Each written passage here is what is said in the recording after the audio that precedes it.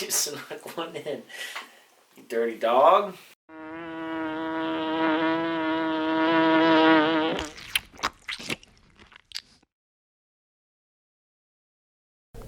What's up, guys? Welcome to our channel, Honey Hole Angling. Today we have another video from Kevin Hutchison, who tied the Lano bug. Today we're going to be tying the Panfish Crack. Kevin is a guide here in the Texas Hill Country and an expert in fishing this area, and this Panfish Crack is a really easy fly to tie that's effective for bass and panfish, so I hope you guys enjoy.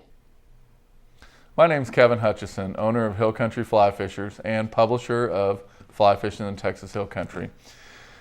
I'd really like to introduce our new fly tying kits, and as part of that introduction, we'd like to give you a little tease, a little freebie. And so what we're going to do today is we're going to show you how to tie the Panfish Crack. It's a very simple fly, easy materials to find, very inexpensive, and very easy to learn. So this will just kind of give you a taste of what we're doing with our fly tying kits. You'll see the quality of the materials we're using and the quality of the videos that we're producing. So let's go ahead and take a look at what you're going to need to tie this fly today.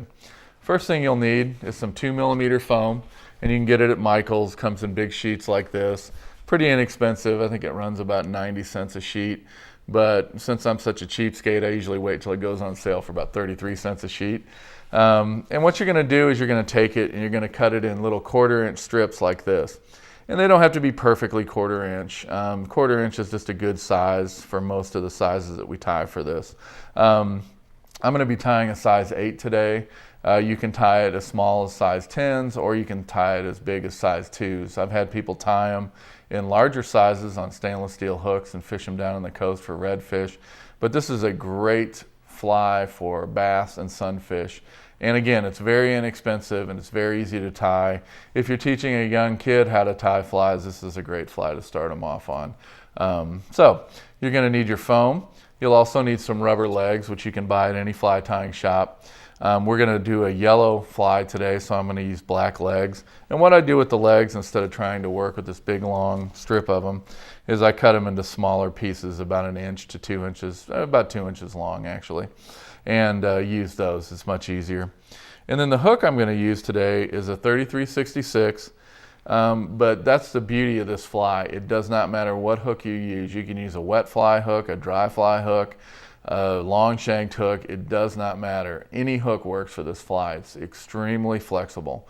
So whatever fly hook you have or whatever hook you have, that's the one you're going to use. So we're going to use a 3366. And if you know much about fly tying, 3366s are the least expensive hook that you can buy to tie a fly on. I think they run about $250 for 25 to 50 of them, so very inexpensive. Again, this is an easy fly to learn. That's why we're kind of teasing you with it a little bit. Once you get proficient at tying this, I would say between 60 seconds and 90 seconds, and you should be able to tie one of these. So let's get started. Okay, the first thing we're going to do is mount our hook in the vise, and again we're using a 3366 hook, but any hook you have will work just fine. This is very non-specific, and we're using a UTC 130 thread. We're going to use yellow because we're doing a yellow bodied fly, and we're going to tie that back to the tie-in point, which is between the barb and the hook point itself, and go ahead and trim off the tag end. And make sure all your wraps are nice and tight. We're going to take a little piece of 2mm foam that I've cut into a 1/4-inch strip, cut just a little point on it so it looks just like a little picket fence, and we're going to go ahead and set that aside. We'll use that in our next step. We're going to take some rubber legs, peel off 2 of them, and try to leave them joined together. They're a lot easier to tie in when they're joined. So we're going to go ahead and put those on top of the hook shank, put a few loose wraps on them to position them, and then we'll tighten the wraps up successively as we tie back to the tie-in point.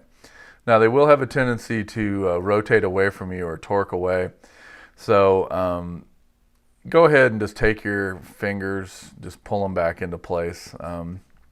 It's not real hard to do. They're pretty durable. Put a few wraps on them to lock them in a position, but make sure they're on top of the hook shank. That's important. Next, we're going to go back to our foam, and we're going to put that first wrap on the foam right about halfway in the point. Not at the very tip and not at the very back of the point, about halfway. Go ahead and tie that down and get about 4 or 5 good wraps on it and tie it back to the tie-in point. And if you're not sure you're back at the tie-in point, just fold it over, take a look. If you see any thread wraps, like I do, you're going to go ahead and take a few extra wraps back to cover that. But I just noticed that I have cut right through my foam with the thread, and that is very common. Foam's a little delicate, and you can see it just pops right off. So I'm going to go ahead and undo those wraps, get rid of that little snibble of foam that's on there, and I'm going to go ahead and show you how to avoid this. I'm going to recut my point, and this time, before we cut it on, we're going to pre-stress the foam. And basically, that's just kneading it in between your fingers like a little piece of bread dough to help soften it up. The reason it cuts is because it's kind of brittle. So we're going to go ahead and reposition that on top. And again, thread wrap halfway through the point. We're going to go forward and go back to the tie-in point, and we're going to fold it over and check. We're looking good, and we're going to advance our thread up to the eye of the hook. We're going to fold the foam over, and again, we're going to take a loose wrap, and then on the second and third wraps, we're going to get a little bit tighter. We're going to trim the front, and we're leaving a little flange in the front, and that creates a little disruption in the water when we strip it.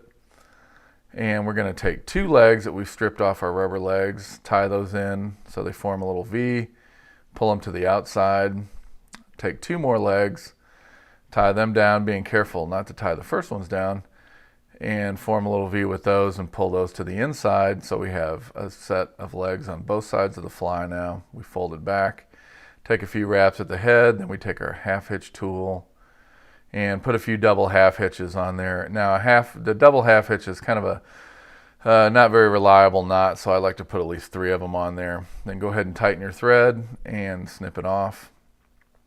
Snip your tail to length, about the body length of the fly. And then with your fingernails, just separate the legs on each side, pop the tail so that it separates. And when you're finished, you should have 4 legs on each side and a tail in the back with 2 parts. And there you have it, a finished panfish crack. Hey guys, thank you so much for watching our video. If you guys want to go fish with Kevin, his information is in the description below. If you guys want to see more content, go ahead and like this video, subscribe. If you like our hats and stickers, check out our website, honeyholeangling.com. And we're going to post some links to some videos right around here. Check those out, guys. Leave us a comment.